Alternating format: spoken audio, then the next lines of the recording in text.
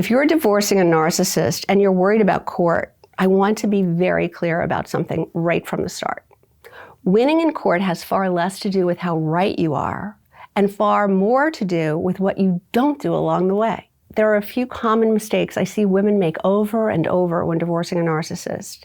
And these mistakes don't just cost peace of mind, they can cost credibility, leverage, and your outcome in court. I'm Victoria McCooey. I'm a high conflict divorce coach, a divorce mediator, and the creator of the Reclaim Your Power system.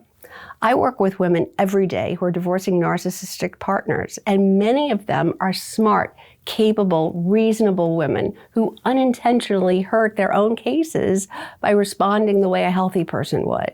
So today, I want to walk you through what not to do if you want to protect yourself and position yourself well in court.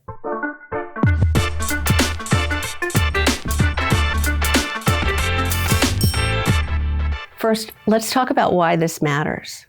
Court is not therapy, court is not about fairness, and court is definitely not about telling your whole story. Judges are looking for credibility, consistency, emotional regulation, and clear documentation. Narcissists understand this instinctively, which is why they work so hard to provoke you into doing the very thing that undermines you.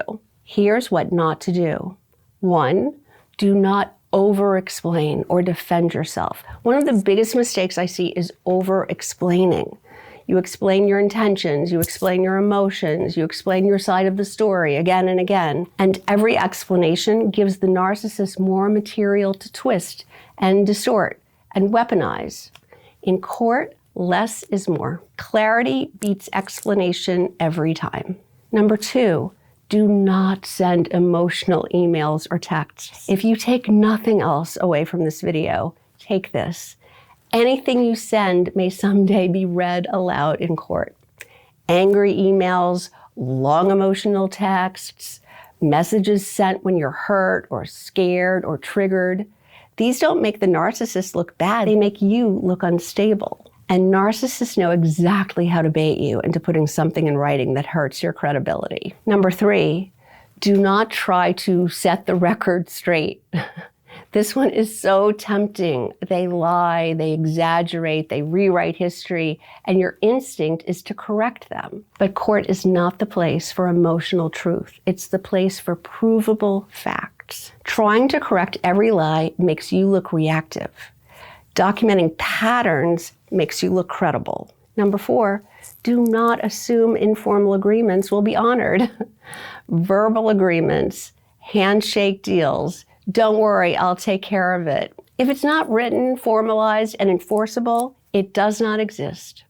Narcissists will agree in the moment and deny it all later without hesitation. And courts can't enforce what was never formalized. Number 5, do not let your emotions drive strategy. This doesn't mean you shouldn't have emotions, of course you do, but strategy driven by fear or guilt or anger or hope will always work against you. Narcissists rely on your emotional reactions in order to delay proceedings, drain your resources, undermine your credibility. The calmer you are, the stronger your position becomes. So, what's the real strategy? Winning in court when divorcing a narcissist is not about being aggressive. It's about being contained and consistent and boring. You document instead of explain. You formalize instead of trust. You communicate less, not more. Let professionals speak for you whenever possible. And slowly the contrast becomes clear. So what changes will you see when you stop making these mistakes? You'll preserve your credibility. You'll protect your nervous system. You'll stop being reactive and start being strategic. You'll stop handing them leverage. You'll stop being shocked and start being prepared. When divorcing a narcissist, the biggest court mistakes are rarely legal, they're emotional. When you stop reacting and start documenting, when you stop explaining and start formalizing, when you stop trying to be understood and start protecting your position, everything changes. If this is something you're facing and would like some guidance, you can book a breakthrough call with me. There's a link in the description below where you can get right on my calendar. Did you find this information helpful? I hope you did. If you liked this video, will you please give it a thumbs up? And don't forget to subscribe.